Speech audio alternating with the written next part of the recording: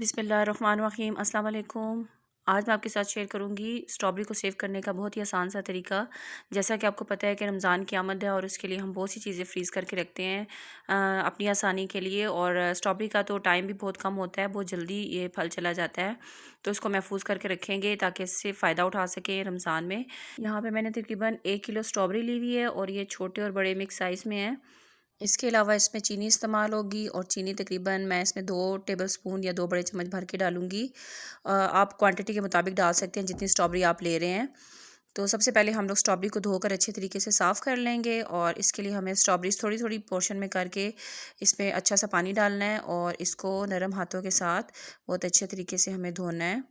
जैसा कि आपको पता है कि बहुत ही नरम सा फल होता है, वो जल्दी ख़राब हो जाता है, तो इसलिए इसको नरम हाथों के साथ अच्छा सा धोएंगे ताकि इसके ऊपर जो मिट्टी वगैरह लगी हुई है वो सारी उतर जाए। अच्छा सा धोने के बाद इसे हम साथ साथ इसके ऊपर जो पत्ते हैं इसके या ग्रीन पोर्शन है उसको उतारेंगे, वो भी नरम हाथों के साथ।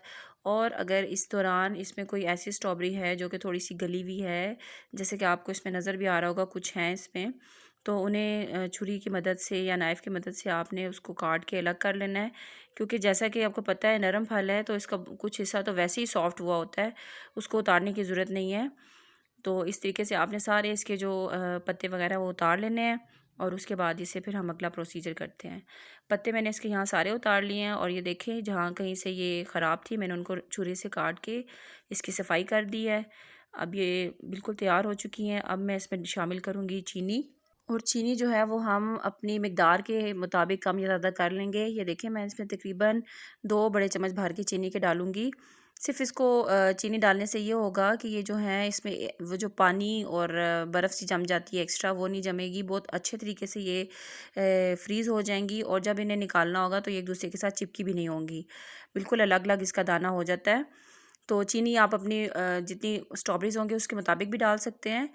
इसके बाद मैंने यहाँ पे ये लिया हुआ है ज़िप लॉक बैग या शॉपर, आपके पास कोई भी है आप उसमें डाल सकते हैं, या इसके अलावा आपके पास किसी बॉक्स में डालना चाहते हैं तो उसमें भी डाल के फ्रीज़ कर सकते हैं। ये पैकेट्स बाज़ार से बआसानी दस्तयाब होते हैं, बड़े इजीली मिल जाते हैं। मैंने यहाँ पे इन्हें 2 बैग्स में डाला है। आपके पास अगर बड़ा है तो उसमें डाल सकते हैं और अगर बड़ा बॉक्स है तो उसमें भी डाल सकते हैं, एक में ही रख सकते हैं।